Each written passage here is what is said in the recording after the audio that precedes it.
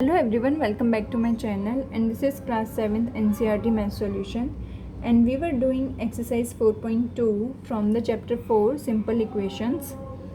So let's start this video. Here is our question number 3. Give the steps you will use to separate the variable and then solve the equation. In this question we have to give the step first and then we will solve the equation. जैसा कि last question 1 और 2 में हमने किया था, वैसे ही हमें इस क्वेश्चन में भी करना है. और अगर आपने वो वीडियो नहीं देखी है जिसमें हमने क्वेश्चन 1 और 2 को सॉल्व किया है, आप मेरे डिस्क्रिप्शन बॉक्स में जाके देख सकते हैं, because I have given the link of that video in my description box. और अगर आपको एक्सरसाइज 4.1 की वीडियो भी देखनी है वो भी आप वहीं से देख सकते हैं. उसका भी लिंक मैंने आपको डिस्क्रिप्शन बॉक्स में दे दिया है. So now let's start. Here is our part 1. 3n minus 2 is equals to 46. So जैसे जैसे जो भी स्टेप हम करते जाएंगे वो स्टेप हमें पहले लिखना है, उसके बाद ही उसको अप्लाई करना है. जैसा कि मैंने आपको बताया था कि जब भी कोई इक्वेशन हमें सॉल्व करने के लिए कही जाती है, इसका मतलब ये होता है कि उस इक्वेशन में जो भी वेरिएबल प्रेजेंट है हमें उसकी वैल्यू फाइंड आउट करनी है. यहाँ पे हमारा वेरिएबल है n. अब हमें n के साथ देखना है कौन कौन से नंबर्स प्रेजेंट हैं. जो भी नंबर यहाँ प्रेजेंट होंगे इसके साथ में उन सबको हमें कैंसिल आउट करना है. अब वो कैंसिल आउट हम कैसे करते हैं मैंने आपको लास्ट वीडियो में बताया था. तो जैसे कि यहाँ पे हमें दिख रहा है -2 भी एक एक्स्ट्रा है नंबर और 3. अगर ये दोनों नंबर हट जाएंगे तो हमारे पास ओनली n बचेगा और n की वैल्यू हम फाइंड आउट कर सकते हैं. इन दोनों नंबर को हटाने के लिए हम 1 बाय 1 हटाएंगे. सबसे पहले हम -2 को कैंसिल आउट करने की ट्राई करेंगे. अब -2 को कैंसिल आउट करने के लिए हमें क्या करना पड़ेगा, +2 करना पड़ेगा दोनों साइड पे. ठीक है, वही हमने किया है फर्स्ट स्टेप में. On adding 2 two both sides we will get 3n minus 2 plus 2 is equals to 46 plus 2. अब हम ऐसा नहीं कर सकते कि ओनली +2 हमने इस साइड पे ऐड कर दिया और इस साइड पे नहीं किया. ऐसा हम नहीं कर सकते हैं. जो भी स्टेप हम करेंगे वो दोनों साइड्स पे हमें अप्लाई करना पड़ेगा. ओके, तभी इक्वेशन हमारी बैलेंस होगी. अब हम देख सकते हैं -2 से +2 कैंसिल आउट हो जाएगा और यहाँ पे 46 में 2 को हम ऐड कर देंगे तो ये 48 हो जाएगा. हमारे पास अब इक्वेशन आ गई है 3n इज इक्वल्स टू 48. अब इस 3 को भी हमें यहाँ से कैंसिल आउट करना है और ये यहाँ पे मल्टीप्लाई में है. इट मीन्स इसको कैंसिल आउट करने के लिए हमें 3 से डिवाइड करना पड़ेगा दोनों साइड पे. On dividing both sides by 3 से हमने डिवाइड कर दिया दोनों साइड पे. देन n की वैल्यू कितनी आ जाएगी, 3 से 3 कैंसिल हो जाएगा. n की वैल्यू आ जाएगी 3 से जब हम 48 को डिवाइड करेंगे we will get 16. The value of n is 16 and this is the answer of this question. Now let's come to the second part of this question. सारे पार्ट्स में हमें सेम मेथड अप्लाई करना है. Last 2 questions में हमें सिर्फ एक step लिखना था और उसके बाद हमारा आंसर आ जाता था, बट अब इस क्वेश्चन में हमें 2 स्टेप्स करने हैं. Okay, let's come to the second part. 5m plus 7 is equals to 17. सबसे पहले हम माइनस और प्लस को ही कैंसिल आउट करने का ट्राई करते हैं इस टाइप के क्वेश्चंस में. देन जो भी मल्टीप्लाई में या डिवाइड में होते हैं उनको सॉल्व करते हैं. फर्स्ट स्टेप यही होगा हमारा. +7 को हमें कैंसिल आउट करने के लिए -7 करना पड़ेगा. On subtracting 7 from both sides we will get 5m plus 7 minus 7 is equals to 17 minus 7. 17 minus 7 will be 10 and यहाँ पे 7 से 7 -7 से +7 कैंसिल आउट हो जाएगा. we will get only 5m. 5m is equals to 10. now we have to solve this. 5m को cancel out करने के लिए on dividing both sides by 5 यही स्टेप हमें यहाँ करना है. वो हमने लिख लिया. Then 5m divides by 5 is equals to 10 divides by 5. 10 से हम 5 से हम 10 को डिवाइड कर सकते हैं इजीली. 5 2 से 10 होते हैं. 2 लिख लिया हमने यहाँ पे. एंड यहाँ पे 5 से 5 कैंसिल आउट हो जाएगा. हमारे पास ओनली m बचेगा. The value of m is 2 and this is the answer of this question. Now let's come to the C part of this question. 20p divides by 3 is equals to 40. अब यहाँ पे plus और minus में तो कोई भी number नहीं है, बट एक नंबर डिवाइड में है और एक मल्टीप्लाई में है। तो ऐसी सिचुएशन में हम पहले डिवाइड वाले नंबर को कैंसिल आउट करते हैं, देन मल्टीप्लाई वाले को।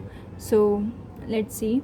अब डिवाइड वाले को कैंसिल आउट करने के लिए हम क्या करते हैं, हम सेम नंबर से मल्टीप्लाई कर देते हैं। सो वही हमने किया है। On multiplying both sides by 3 we will get 20p divides by 3 multiply 3 is equals to 40 multiply 3। Then 3 से 3 कैंसिल आउट हो जाएगा, ओनली 20p बचेगा यहाँ पे, और यहाँ पे 43 ज़ा 120। अब इस 20 को कैंसिल आउट करने के लिए हमें 20 से डिवाइड करना पड़ेगा, बिकॉज ये यहाँ पे मल्टीप्लाई में है वेरिएबल के साथ में। So on dividing both sides by 20 we will get 20p divides by 20 is equals to 120 divides by 20। जब हम 120 को 20 से डिवाइड करेंगे we will get only 6, and here we will get only p, because 20 से 20 cancel out हो जाएगा। सो p की value आ गई है 6। So this is the answer of this question. Now let's come to the last part of this question which is 3p divides by 10 is equals to 6। यहाँ पे भी same method apply करना है, हमें same steps apply करने हैं। So on multiplying both sides bye 10 3p divides by 10 multiply 10 is equals to 6 multiply 10. Then 3p is equals to 60. Now on dividing both sides by 3, we will get 3p divides by 3 is equals to 60 divides by 3. 3 से 3 cancel out हो जाएगा, और यहाँ पे 3 से जब हम divide करेंगे 60 को we will get 20. So the value of p is 20. Now let's come to the next question of this exercise, which is question number 4.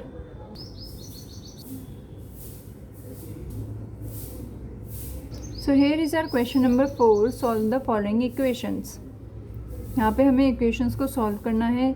Equations को सॉल्व करने के दो मेथड होते हैं, एक तो वेरिएबल सेपरेशन, जो कि हम अभी लास्ट क्वेश्चंस में करते आ रहे हैं।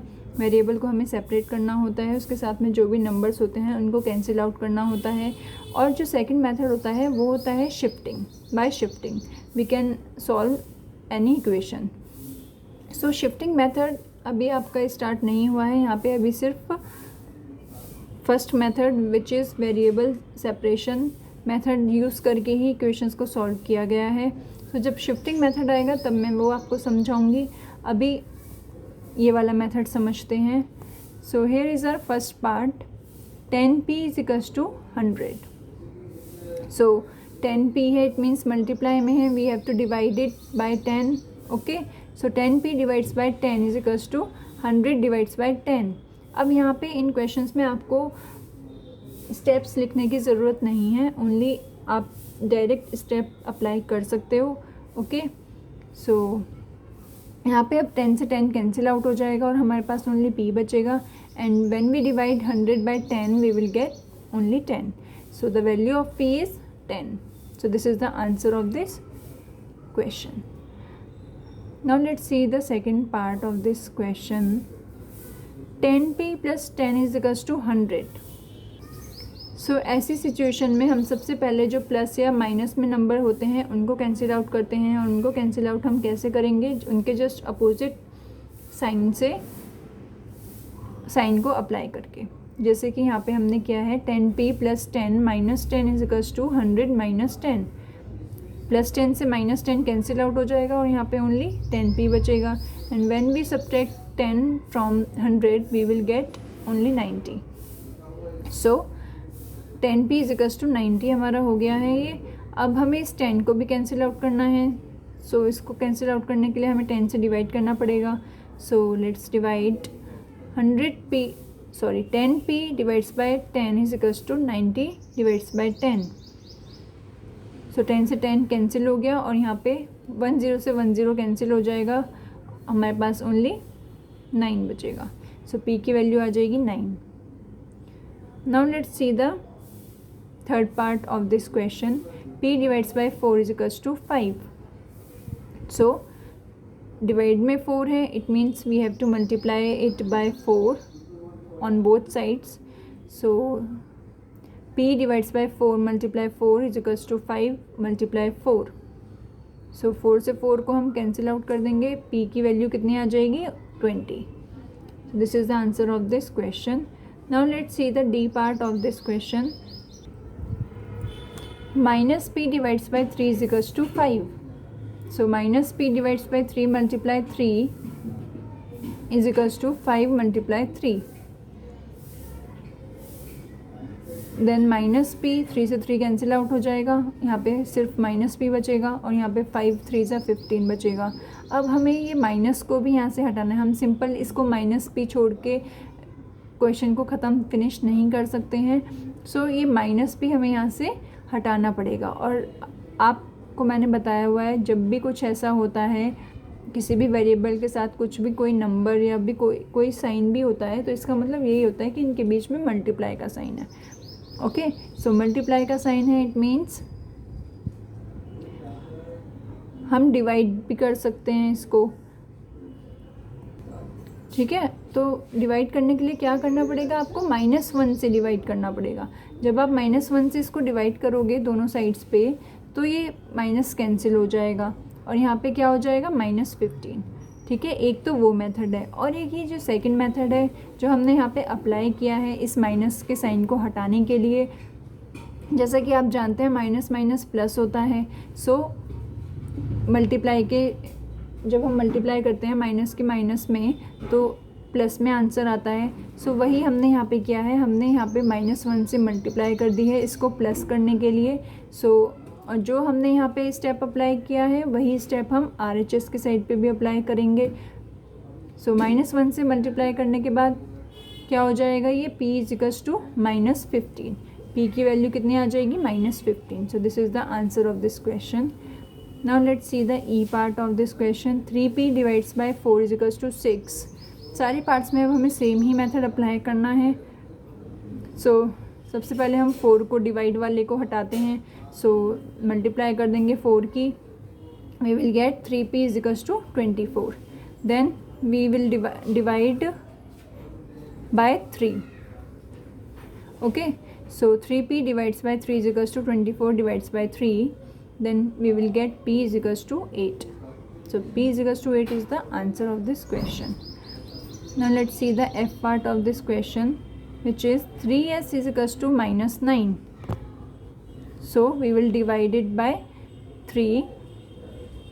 So 3s divides by 3 is equals to -9 divides by 3. We will get s is equals to -3. Okay, 3 से हम जब -9 को डिवाइड करेंगे we will get -3. So this is the answer of this question. Now let's see the next part of this question. 3s plus 12 is equals to 2. So 3s plus 12 minus 12 is equals to 0 minus 12. पहले हमें 12 को cancel out करना है. सो इसलिए हमने -12 किया है दोनों साइड पे. So we will get 3s is equals to -12 and now we will divide it by 3 on both sides. So we will get 3s divides by 3 is equals to -12 divides by 3. So s की value कितनी आ जाएगी -4. This is the answer. 3s is equals to 0. इसमें भी हम सबसे पहले 3 से डिवाइड कर देंगे. So 3s divides by 3 is equals to 0 divides by 3. So 0 जब हम 3 से 0 को डिवाइड करेंगे we will get 0 only and 3 से 3 कैंसिल आउट हो जाएगा. यहाँ पे s बचेगा. सो s की वैल्यू कितनी आ गई 0. Here is our next part which is 2q is equals to 6. So 2 से हम डिवाइड करेंगे. So 2q divides by 2 is equals to 6 divides by 2. q की वैल्यू आ जाएगी 3. Next part is 2q minus 6 is equals to 0.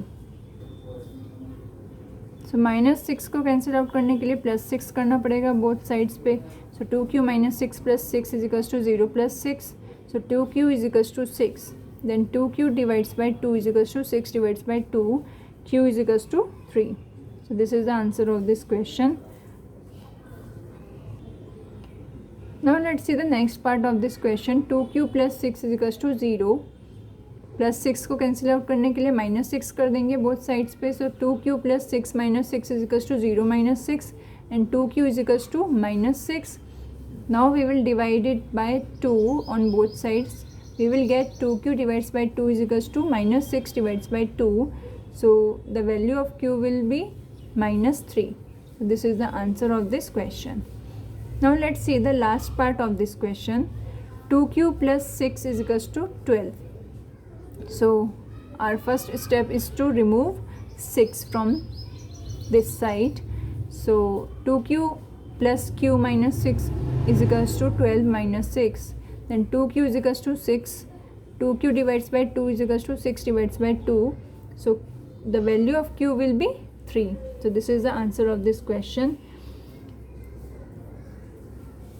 So this is it for now. In our next video we will solve next exercise, which is exercise 4.3. and if you like this video, then do subscribe my channel and hit the bell icon. And if you are facing any problem regarding this chapter, you can comment in my comment box. So till then, bye bye.